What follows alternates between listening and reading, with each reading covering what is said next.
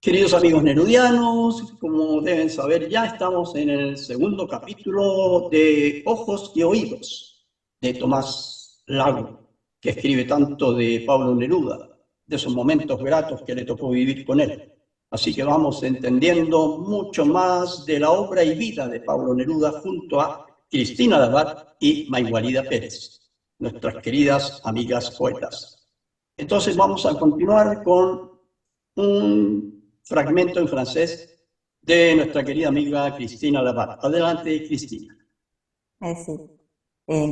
Pour les lecteurs inattendus, ces notes commencent en 1935, 15 ans après la guerre mondiale, l'Espagne, la langue castellana. Un angle au-delà de la littérature française, après Victor Hugo, Verlaine et Baudelaire, Rubén Darío est venu au Chili pour publier son livre bleu et s'est rendu à Paris pour transmettre les grands cycles, les grands styles. Les nouvelles générations étaient au rêve imaginaire, au vent et à la mélancolie. Pedro Antonio González et Pessoa Vélez, ils étaient toujours derrière les chapeaux, les pinces, les cannes et les chambières, et aussi la pauvreté des quartiers, contraste de la vie. Ainsi Santiago était un lointain reflet du monde, loin et direct. La tournée organisée pour de l'argent des grandes classes et l'aristocratie européenne laïque de l'autre côté de l'Atlantique, les magazines d'art ont commencé à arriver par bateau, en plus des livres de Barcelone, pour les lecteurs ordinaires qui augmentaient dans les villes. Les éclats environnants impliquaient beaucoup de choses. L'université avait déjà grandi et les générations allaient et venaient avec des livres sous les bras. La littérature chilienne était dans ce domaine, dans son coin, où les acteurs réflexes, les poètes et les chroniqueurs de l'étranger brillaient. Mexique, Madrid, Paris. Un charme secret circonscrit aux groupes et aux académies, mais qui apparaissait déjà dans les premiers magazines, de ceux qui parurent à certains endroits.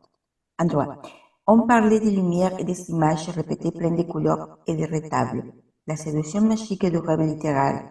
À cet égard, lire et relire ce qui s'écrivait actuellement dans les noyaux de cette époque pour l'apparence du monde en vue. La progéniture victime de l'engagement affectif, histoire et aspiration entre mots écrits, au loin des visages familiers proches de Rubén Darío, Amado Nervo, Gómez Carrillo, Vargas Vila. La partie la plus importante de l'affaire apparaît avant, bien après.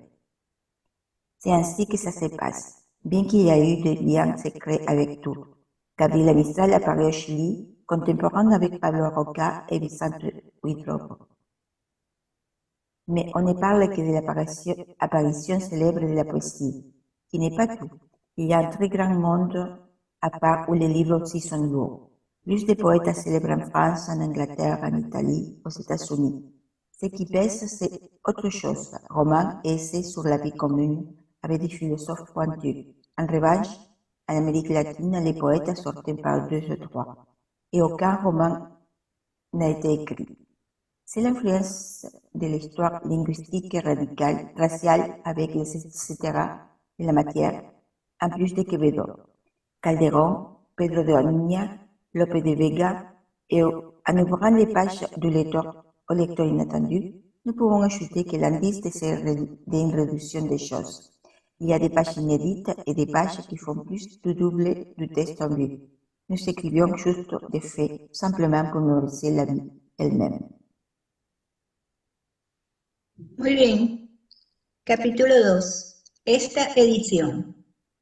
No alcanzó Tomás Lago a ver publicados estos recuerdos que organizó a partir de cientos de páginas de anotaciones. El golpe militar de 1973 hizo inviable el proyecto de consignar lo visto y oído junto a Neruda. Quedaron hechas las galeras que pudo revisar y para las cuales seleccionó dibujos e ilustraciones que se extraviaron. Esta edición es, por lo tanto, un rescate. Materializa un proyecto inconcluso basado en originales en poder de su hija, Victoria Lago. Cuando tuvimos dudas, recurrimos a galeras que nos proporcionó gentilmente el profesor Pedro Lastra. Hemos respetado las características de los originales, haciendo solo pequeñas modificaciones indispensables, de manera que el libro conserve el carácter de las anotaciones. nerviosas, apresuradas o imperfectas, teñidas por la impresión del instante, que es uno de sus principales méritos. Originales y galeras terminan abruptamente. Suponemos que el autor dejó hasta allí sus recuerdos. En cuanto a las notas, aquellas indicadas con asterisco son del autor, salvo pocas excepciones debidamente señaladas. Para no obstaculizar una lectura fluida de estas páginas, que casi siempre se bastan a sí mismas, evitamos al máximo interrumpir el texto con largas notas o aclaraciones minuciosas. Sin embargo, en algunos casos, nos pareció que podrían ayudar a los lectores a situarse en la época y en los hechos relatados en estas páginas, esas observaciones que aparecen con números arábigos. Al texto de Ojos y Oídos agregamos dos escritos. El prólogo que escribió Tomás Lago para el libro Tres poetas chilenos, Cruz del Sur, 1942, en que seleccionó y anotó poemas de Nicanor Parra, Victoriano Vicario y Óscar Castro, y una nota suya a propósito de poemas y antipoemas, 1954, de Nicanor Parra, libro que abrió una etapa de la poesía chilena. Ambos textos dan cuenta de la sensibilidad crítica del autor y amplían el ángulo de visión sobre una obra injustamente olvidada. Cerca de Neruda, puerta de entrada. El campo de este libro es comprensible, son los hechos ocurridos en las fechas que se anotan. No hemos desarrollado de una manera especial, anotábamos simplemente lo que había sucedido, cada vez en forma casi mecánica, el asunto mismo. Lo que ahora ya se empieza a hacer con la cinta electromagnética, ¿por qué? Por una especie de susceptibilidad del cambio en la vida, nada más.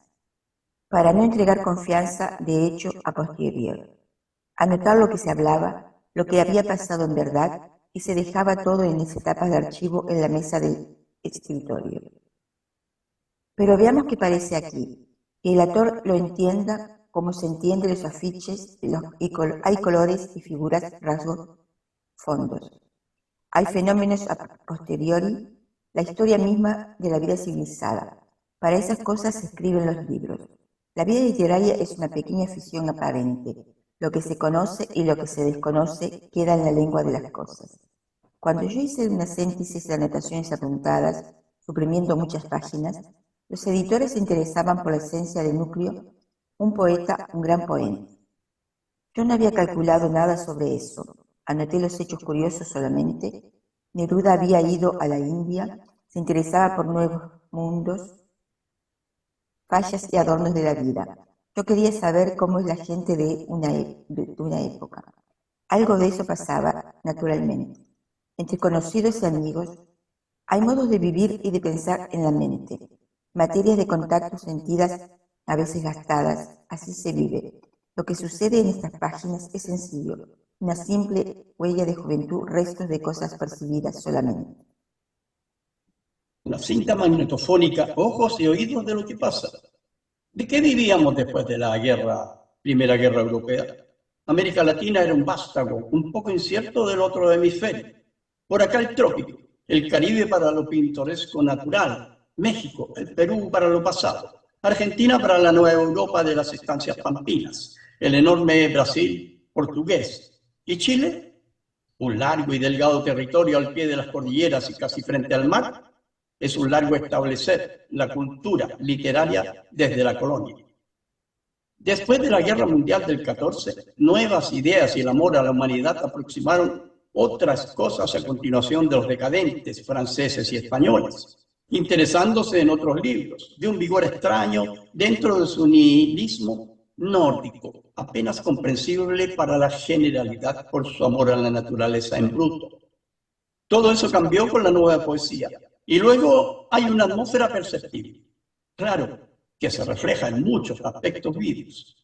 Santiago era otro mundo, con tranvías eléctricos, en todas direcciones y coches lujosos con caballos elegantes.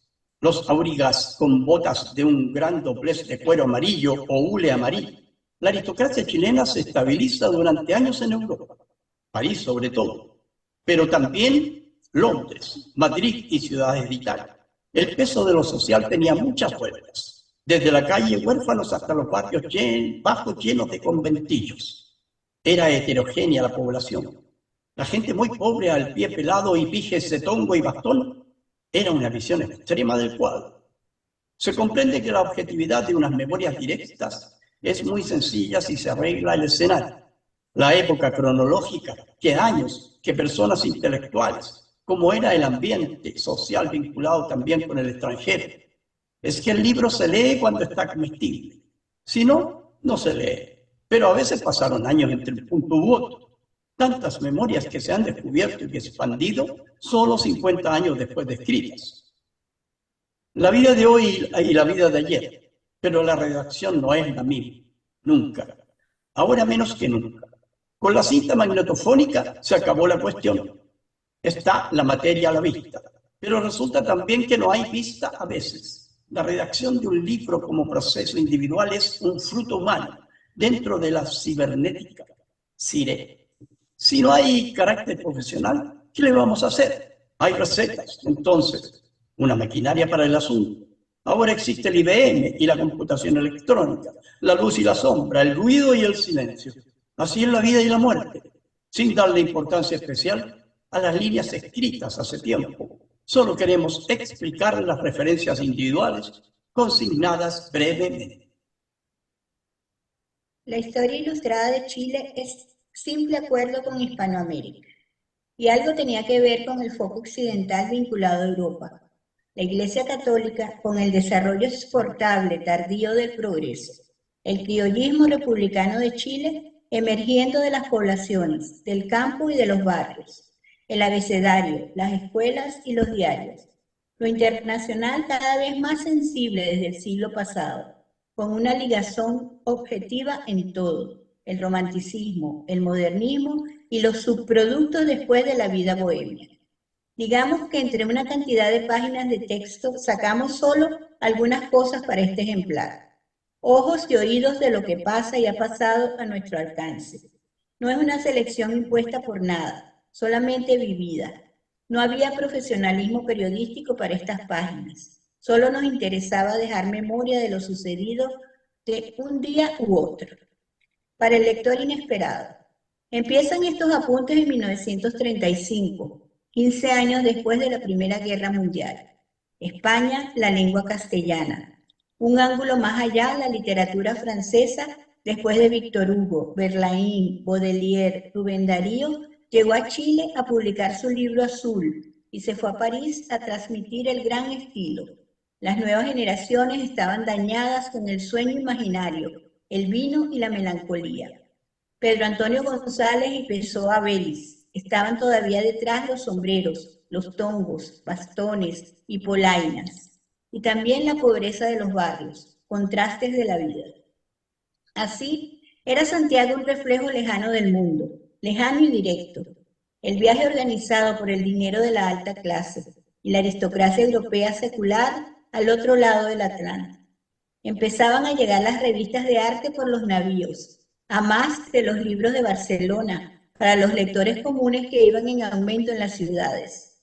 Los destellos del ambiente incluyen muchas cosas.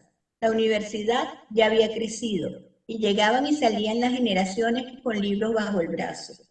En ese ámbito estaba la literatura chilena, en su rincón, donde parpadeaban autores de reflejo, poetas y cronistas de afuera, México, Madrid, París, un encanto secreto circunscrito a grupos y academias, pero que ya salían en las primeras revistas de ensayo aparecidas en algunas partes. Se hablaba de luces e imágenes repetidas, llenas de coloridos y retablos, la seducción mágica del sueño literario. En este aspecto, leer y releer actualmente lo que se escribía en los núcleos de entonces da la apariencia del mundo a la vista. Los vástagos víctimas del empeño emocional, cuentos y aspiraciones entre palabras escritas. A la distancia, rostros conocidos cerca de Rubén Darío, Amado Nervo, Gómez Carrillo, Vargas Vila. Lo más importante del caso aparece adelante, viene después. Así sucede, aunque hay vínculos secretos de todo. Gabriela Mistral aparece en Chile, contemporánea con Pablo de Roca, Vicente Huidobro. Pero solo se habla de la apariencia celebrada de la poesía, que no es todo. Hay un mundo aparte muy grande donde se hacen los libros más pesados también. Se acabaron los poetas famosos en Francia, en Inglaterra, en Italia, en Estados Unidos. Lo que pesa es otra cosa. Novelas y ensayos de la vida común con filósofos agudos. En cambio, en América Latina surgen poetas por puñados, cada 2 o 3, y no se escribían novelas. Es la influencia de la historia lingüística racial con los etcéteras del asunto, a más de Quevedo, Calderón, Pedro de Oña, Lope de Vega. Al abrir las páginas para el lector inesperado, podemos agregar que el índice es una reducción de las cosas. Quedan inéditas páginas y páginas que son más del doble del texto a la vista. Y vamos anotando solo hechos, simplemente para memorizar la vida misma. Pedro Padro Edward Velos Neruda. La nota de Prado. Es lo siguiente. Se había escrito Alcino que dentro de su obra había alcanzado un punto de vista simbólico de alto rango para la vida humana. En verdad su tendencia filosófica estaba dispuesta siempre a penetrar en la más intensa profundidad de la vida. Conocer a un escritor en ese vuelo nos arrastraba recién egresados de la adolescencia intelectiva. Y Joaquín Edward Velos, un periodista conocido para el público de la página editorial del diario La Nación, al principio y más tarde, para la literatura aspirada sobre todo un ser escritor de novelas de la vida real de Chile, como Sola, como Pío Baroja, aunque solo era un cronicor, un contador de cosas nacionales. Su figura es conocida, apellido de alto capitalismo en sí, inquieto, agudo, disminuido por su excesiva generosidad, sin dinero, privadamente había pintado, escrito verso, quería andar solo por los barrios y rechazar la dominación exterior de la vida social. Todo el mundo sabe cómo era. Lo conocí como colega en el Ministerio de la Extensión Cultural a las órdenes de un amigo suyo donde iba lo menos posible. En esta masa de elementos quedó un contorno a la larga, no preparado, es profexo, para que se refiere a la figura coordenada de Neruda. Eso es lo que sirve de sostén al contexto. Finalmente, podemos agregar que al escribir estas notas no nos propusimos nunca hacerlo deliberadamente, pero surgió de los acontecimientos a la larga. Lo hemos dicho ocasionalmente, no hay nada seleccionado, solamente apuntos escritos una y otra vez. La vida orbital de Neruda, directamente. La base de los apuntes fidedignos está en la presencia de Neruda, cuya casa de residencia estaba en la avenida Lynch del barrio La Reina, allá arriba, cuyo interior es casi una cuadra de parque lleno de altos paltos y castaños. Allí llegaban muchos amigos comunes, admiradores de Neruda, hasta cierto punto, porque sus razones de enlace tenían varias ramas de acción recíproca también. La escena de fondo abarcaba muchas cosas de percepción establecida hacia la personalidad central.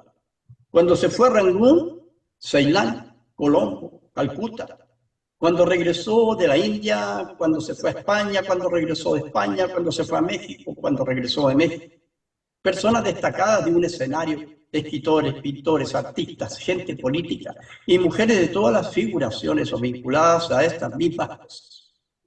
Pues las páginas se clarifican alrededor de un ámbito más bien personal de la ciudad de Santiago, como un mapa urbano, en los nexos con la gente conocida y tratada en diversos núcleos, calles, instituciones, asuntos, desde la universidad y la vida estudiantil hasta la proyección literaria y los sentimientos individuales. En muchos casos de sus versos se entiende el carácter mismo del poeta, más arriba de la obligación literalizada directamente, agarrado a las cosas mismas, a lo que toca o ve. Puede decirse, además, que desdeñaba lo barato de las librerías y la suplantación figurativa de los diarios y revistas de oficio. Se pegaba a la conciencia más bien el hecho en sí, el objeto práctico, la persona humana, y no la cáscara de las ideas escritas así nomás. Por eso, al final escribe de las circunstancias más cotidianas de los sucesos, y a pesar de la gradación compleja de su desarrollo poético, vuelve a eso, el trasplante significativo de lo inmediato, de lo directo, de lo vulgar. Porque lo que se llama lo vulgar, tan vilipendiado por las academias de alto rango, palpita en el fondo de la vida, en la respiración del ser humano. La historia de Neruda tuvo mucho que ver con eso. Incluso hay cartas suyas en las cuales se reflexiona y se separa, decepcionado del camino que lo llevó hasta residencia en la tierra. Lo que pasa es que la vida tenía una esencia en cada hora, colores y rasgos, temperaturas y olores, atracciones y rechazos. Después de su permanencia en Madrid, en relación directa con las generaciones y las figuras en boga, llegó a Chile reintegrado al oficio de la lengua, donde los vínculos del sentimiento, sobre los vínculos del sentimiento, los amigos del pasado a su alrededor, la vieja ciudad cambiando lentamente con sus calles y plazas y barrios, bares y paqueterías, mercados. De la patética guerra española salieron sus entradas a la acción política, cerca, demasiado cerca de los fusilamientos y matanzas de tanta gente, metido ahora en lo que había rechazado siempre. Por eso llegó a Chile fundando la Alianza de Intelectuales con personas de todos los círculos ideológicos. Se trataba de la defensa de España, donde estaban los mejores escritores, los Machado, Rafael Alberti, Federico García Lorca, Gerardo Diego, León Felipe, frente al terror de la guerra nazi-fascista contra el mundo occidental. Algo más sobre los apuntes escritos. Las cosas han cambiado cerca de nuestra propia nariz y no se habla del asunto. Ahora, al abrir un diario o revista, se ve al reportero de las figuras de páginas con un instrumento colgado del cuello, la grabadora de los testimonios recogidos. Sin embargo, los entendimientos del caso pueden ser tan sutiles como antes, con los nuevos mecanismos, porque el mundo abstracto no desaparece sino con la vida. Algo vale, pues, la anotación directa de las conversaciones del día. Sucesos y dichos alrededor de algo. Pedro Prado, Joaquín Edwards Bello, aparecen en las primeras notas por simple coincidencia. Aunque eran actores de peso, un poeta trascendente y un escritor obsesivo por la sustanciación nacional. Los apuntes de estas páginas las hicimos como una perspectiva de la actualidad en el aire respirable del momento en sí, pero los nombres y personas fluctúan de cierto modo hogareño, casi, y se consolida la perspectiva en el ámbito de Neruda a la larga. Entran y salen repetidas personas a su alrededor. Vamos a ver. Los amigos del centro forman un cierto núcleo, pero eso no lo tratamos adrede, lo convivimos solamente, lo que da formas como rodillos estructurales del pasado, cerca de la universidad, dentro de Santiago. Con la juventud crece la sabiduría literaria entre los compañeros de estudio. Literatos destacados también se mezclan. Podemos añadir todavía que los nombres citados no son más que para trazar un borrador de cuadro, un croquis chileno. Hay nombres repetidos que aparecen. ¿Dónde? A raíz de 1936. Neruda regresó de España y se alojó frente al Parque Forestal en un sexto piso donde compaginó sus versos en la guerra. Se fue a vivir poco más tarde a la avenida Irrazábal, hacia el barrio alto de Ñuñoa, con una gran higuera en el sitio, y de ahí pasó a la avenida Lynch, con enormes paltos detrás de la casa, en la quinta. En el conjunto, el viejo edificio central de la Universidad de Chile, en la Alameda, con su modesto salón de honor al medio, una cuadra y media de la Alianza de Intelectuales en un segundo piso de la calle Estado. Este es el mapa, signo de la estructura urbana de Santiago, donde funciona la radiación de elementos sociales, en este caso adjuntos. Las anotaciones las hacía yo unas horas después de lo ocurrido, o al día siguiente, como ayuda a memoria, lo que es muy claro. Ahora la selección de estas páginas ha adquirido una conformación a la distancia solamente, pero también lo entienden los bibliófilos, los lectores policíacos, los literaturizados callejeros, los implementos afiliados a la moda de las librerías. Recuerdos personales sobre un poeta. Un cliché de síntesis para el texto visual desde 1920 hasta el presente, Es más o menos el esbozo memorial respectivo. Respecto a Neruda, contemporáneos del liceo donde había revistas literarias, recuerdo que desde Temuco colaboraba también en la de Chillán, firmando por entonces con un nombre civil, pero premiado en su canción de la fiesta de Santiago en 1921, pasó por allá bautizado con su seudónimo en diciembre. Pálido, más o menos esbelto, un adolescente de 17 años, con sombrero alón de los poetas románticos. Así vestían los vocacionales de la poesía. Hoy que la tierra madura se cimbra en un temblor polvoroso y violento, van nuestras jóvenes almas henchidas como las velas de un barco en el viento. La Plaza de Armas de Chillán era un salón de verano por la noche, en cuyo kiosco hacía orquesta musical la banda del regimiento. Se miraban todos los que pasaban, había saludos desde las principales familias. Los estudiantes del liceo llenaban bancos entre ellos. Era el tiempo de los juegos florales que habían salido en Santiago y se repetían después en los pueblos, pues por allí pasó esa vez el premiado de la Federación de Estudiantes. Por ese tiempo en la capital de Chile era ya un colaborador significativo de la revista Claridad, donde incluso hacía párrafos firmados por Sácar a favor o en contra de las cosas en boga. Era un miembro sugestivo de un plasma literario, de escuela y barrio, en el Instituto Pedagógico ubicado en la esquina de la Alameda con la avenida Camin, frente a la Iglesia de la Gratitud Nacional. Ese barrio estudiantil con pensiones de fácil alcance. Ámbito, ilusiones domésticas, reflejos literarios. Desde la provincia tranquila a la metrópoli con mucha gente entrando y saliendo de todas partes. Y también las preferencias amorosas de los minigrupos, como siempre, pololeos de tránsito, atractivos reconocidos acerca de las muchachas, y versos en las publicaciones de la época.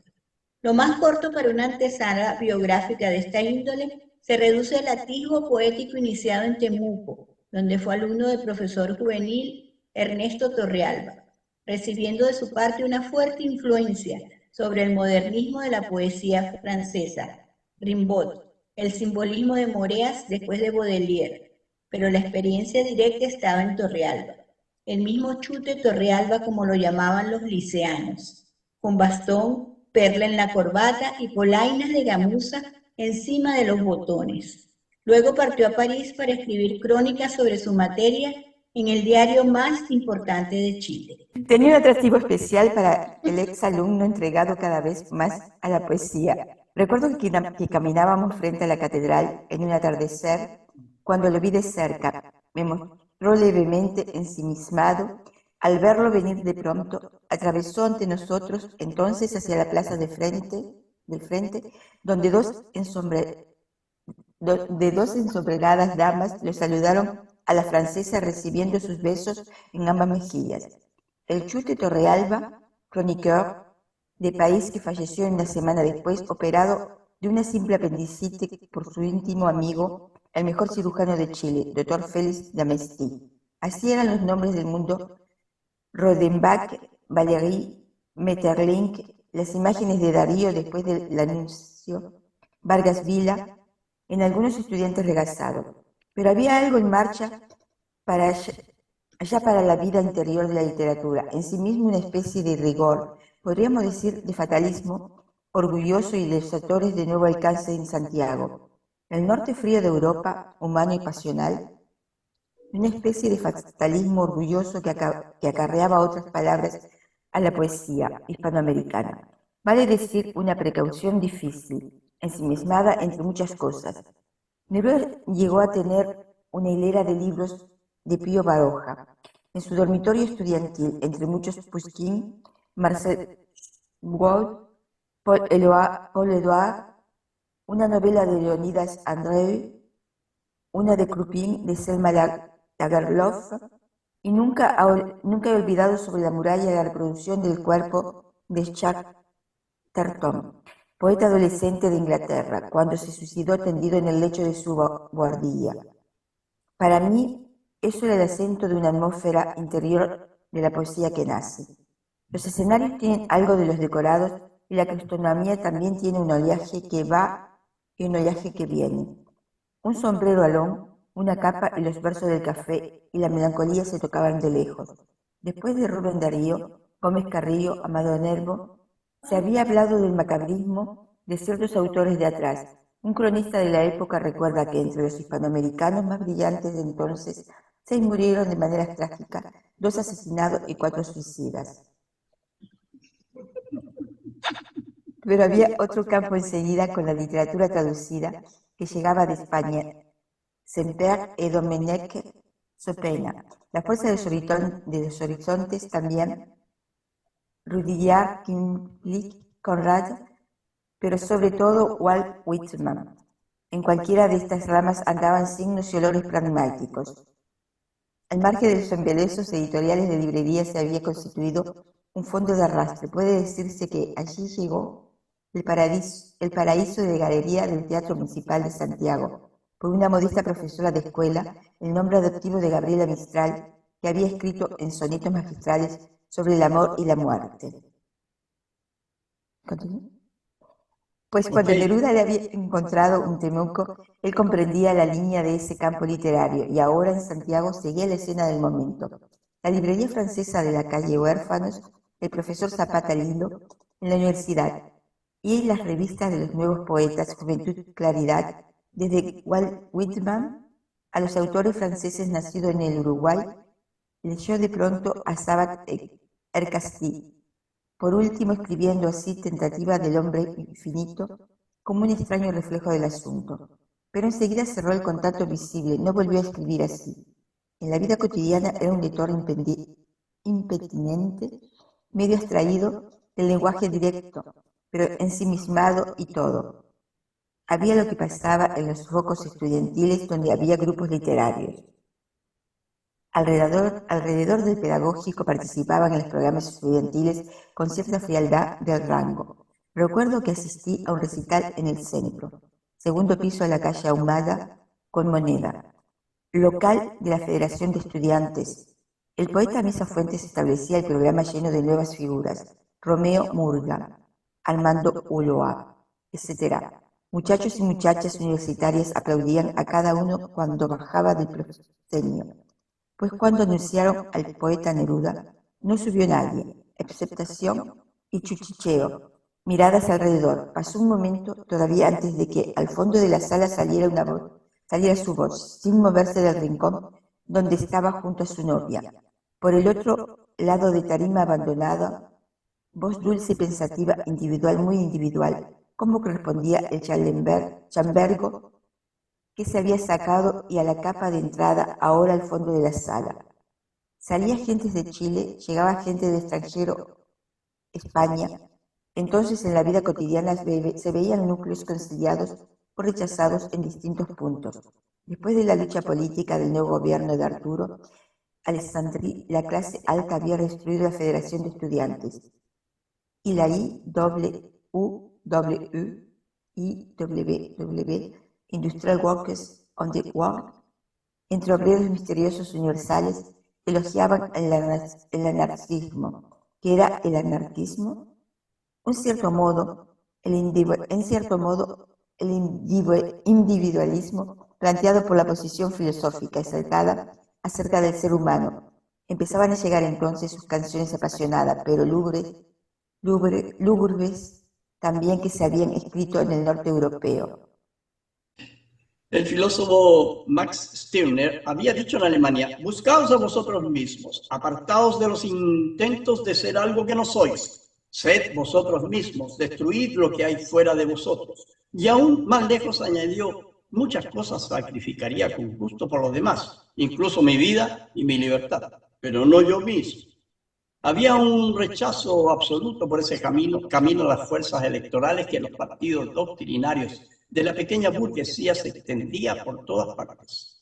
Ahora, después de Nietzsche y Stirner, no era posible en un poeta independiente que, superado ya el romanticismo del hombre infinito, entrara a la masonería o al partido radical del momento, algo ciertamente inevitable para un universitario de primera clase. Durante los años siguientes, desde 1921 a 1927, cambió paulatinamente la suerte literaria junto con la vida de arrastre. El joven pálido y ensimismado, con sombrero alón y capa, fue incorporándose a cierta vaga relación directa con la vida misma de Santiago. Y la realidad de la calle, el Congreso, el gobierno, con la clase alta que regresaba de Europa, no impedía la predilección por la literatura imaginista que desde Salgari hasta Marcel Schwob abría puertas al surrealismo y dadaísmo. Las nuevas revistas, el cubismo por allí detrás. En este telón de fondo iba cambiando todo alrededor con el reflujo de la proyección internacional. También llegaba gente, salía gente del extranjero. Entre tanto, el buen estudiante de francés dejó la capa y redujo en parte el ala del sombrero. La poesía romántica de América entre Becker y Amado Nervo, después de Baudelaire y Rimbaud, estaba en otro campo de más grande intensidad física y psíquica, con el deseo y la muerte. Desde Chatterton y Gabriela Mistral había llegado a otro mundo de proyección psíquica y humana a través de los libros, a través de la vida, sobre todo de la vida directa en Santiago. A pesar de los pesares, el mundo elegante era vagamente perceptible más allá del instituto pedagógico. Escribía versos sobre el amor, vagos contactos en la vida social del panorama, los sombreros de las mujeres elegantes en los destellos de la aristocracia, apellidos y rostros, pero sobre todo otras cosas, y el amor misterioso y fascinante en el ámbito prohibido, en la vida privada, en las conversaciones intelectivas. Albertina, Teresa, Sara, Susana, Lucía, gente que llegaba del extranjero, gente que salía hacia el extranjero, autores conocidos entre vástagos de la diplomacia, la perspectiva de los periodistas de lujo, como en todas las grandes ciudades. ¿Tenía acceso a la diplomacia? ¿A la diplomacia? No. En todo caso, la poesía era una cosa de pobres como en la Francia de Verlaine, pero el ámbito intelectual no rechazaba nada.